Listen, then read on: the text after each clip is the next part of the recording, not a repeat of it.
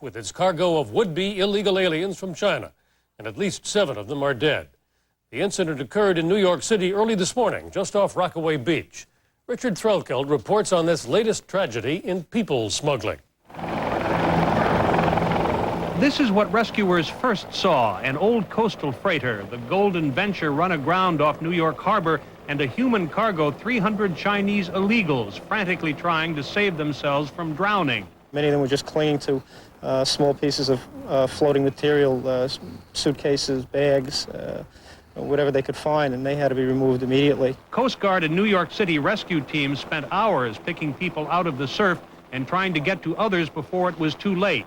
Some of them were in dire distress. You could see that another 5 or 10 minutes and they were going to go under the water. They just had no more energy left whatsoever. For some, it was too late, and attempts at artificial respiration failed. The most serious cases were evacuated by helicopter. More than a dozen passengers are still being cared for at local hospitals. They're from coastal China, and they paid smugglers up to $30,000 each to get them to New York City for a job and a new life. This seems to fit a pattern. This is the 24th ship that the U.S. government has encountered since August of 1991. Almost all the aliens are Chinese nationals coming from Fujian province. The survivors were given masks to protect against disease. They told authorities the ship had made several stops picking up passengers along the China coast before sailing to America. None of them spoke a word of English. We didn't run into anybody who spoke any more English than thank you, thank you, thank you. The irony is the passengers on this ship won't be going back to China anytime soon. They've been coached to demand political asylum, which means they'll be able to stay here, although in detention, for months of paperwork and immigration hearings. Richard Threlkeld, CBS News, outside New York Harbor. Members of the United Nations Security Council, outraged by the ambush murder of 22 Pakistani peacekeepers yesterday in Somalia, held an emergency session today. The Security Council unanimously demanded the arrest of those who carried out the attack on UN troops as they were inspecting warehouses full of weapons. For the United Nations and for the Security Council in particular, it is imperative that we act in a manner which will swiftly bring to justice the perpetrators of this murderous defiance of the Council's authority.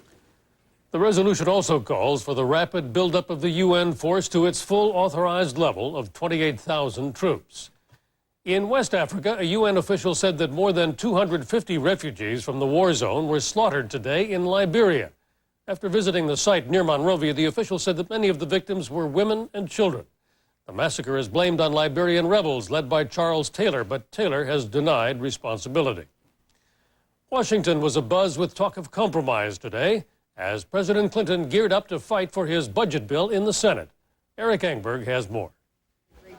President Clinton, who attended the 25th reunion of his Georgetown University class, sent out signals to senators he's ready to trim his energy tax proposal to make it more palatable. Are you going to keep the BTU tax? We're going to stick with the basic principles of the plan. The president met with key advisors, including newly appointed image doctor David Gergen, then put out the word he's willing to compromise on the BTU tax that threatened to cost him oil state votes in his own party. We believe there'll be some moderation in that, some lessening of the tax, both for manufacturers and for private individuals. On the other hand, that has to be matched with further spending cuts. I suspect that in order to make these trade-offs, you're largely going to see the spending cuts having to come from some area of the entitlements.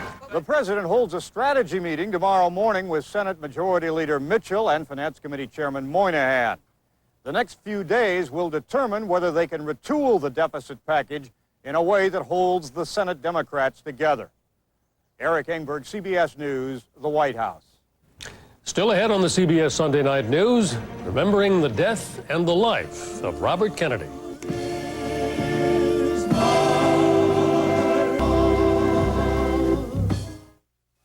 Correspondent Dr. Bob Arnott has our report. What do we want? A cure! When do we want it? Now! What do we want? With no cure in sight, prevention is still the most powerful weapon against AIDS. Before registration was complete, researchers dropped a bombshell. After many years of declining new cases among homosexual men, a rise in new infections is being reported in the United States, Britain, the Netherlands, South America, and Australia. So it was quite a surprise that this increase occurred, because at that time we all believed that, well, it was well under control. The news hangs a cloud over already dismal expectations for this year's conference. The way science works is that failed experiments are as good as successful experiments, and we have to move on from here. While researchers are hoping for surprises this week, activists don't expect any breakthroughs that will make a big difference in prolonging lives. Dr. Bob Arnott, CBS News, Berlin. There's a new president in Guatemala. Until yesterday, he was its top human rights official. He's Ramiro de Leon Carpio, elected by Congress to replace the ousted Jorge Serrano. It's not clear, though, if the army will give the new president its full support. Voters in Los Angeles elect a new mayor on Tuesday in a race that's too tight to call. Jerry Bowen reports that both candidates have taken the campaign low road the whole way. Multimillionaire conservative Richard Riordan is squaring off against liberal city councilman Michael Wu in the Los Angeles mayor's race, a campaign where jobs and crime are the main issues, and the tone is negative. Under Mike Wu, murders in Hollywood are up 53%. Law and Order candidate Riordan has spent $8 million, mostly his own money, in painting Wu as weak, not tough enough for the job. By now, you've heard about Dick Riordan's arrest. Wu has exploited Riordan's surprise admission that he was arrested 3 times around 20 years ago for alcohol-related offenses, twice for drunk driving. I made a mistake. I think the mistake has made more of a man out of me. I think the best way to get at the facts of the situation are for Mr. Riordan to release all of the facts in his criminal record at the federal, state, and local level. Even when Riordan left the campaign for several days last week because of the death of his mother, Riordan's surrogates continued the attack. Mike Wu is like the Energizer Bunny. He keeps lying and lying and lying. Candidate Wu handled the chore himself. However, the campaign does go on. Not only my television ads, but I would point out he's also continuing his television ads at the same time. The race is even, with polls indicating great voter disgust with the tone of a campaign that will result in the election of a mayor for America's second largest city. Jerry Bowen, CBS News, Los Angeles.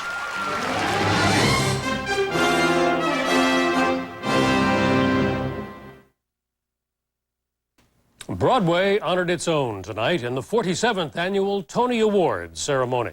The Tony for Best Play went to Angels in America, part 1 of an epic drama about AIDS.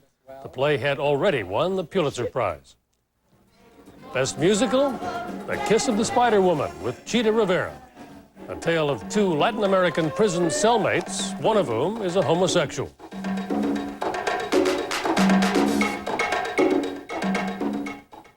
Thousands gathered at Arlington National Cemetery this evening to remember Robert F. Kennedy, gunned down by an assassin 25 years ago yesterday. 3 generations of Kennedys and dozens of friends took part in a Catholic Mass at the gravesite.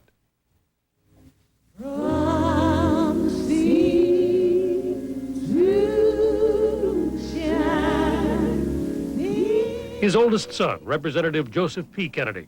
My father had a conviction that this country, so rich and so strong, would ultimately come to terms with its difficulties and troubles and prevail over them, but not without some hard-fought battles.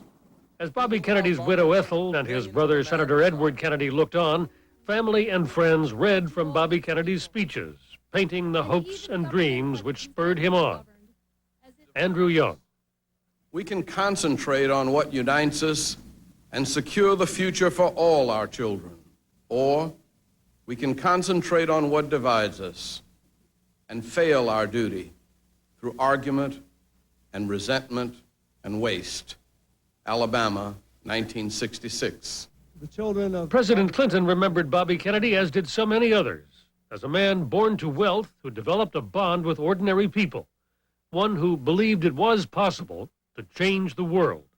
The legacy of Robert Kennedy is a stern rebuke to the cynicism, to the trivialization that grips so much of our public life today. Let us believe again. We can do better. We are a great country. Robert F. Kennedy would have been 67 had he lived. And many believe America might have been a different place.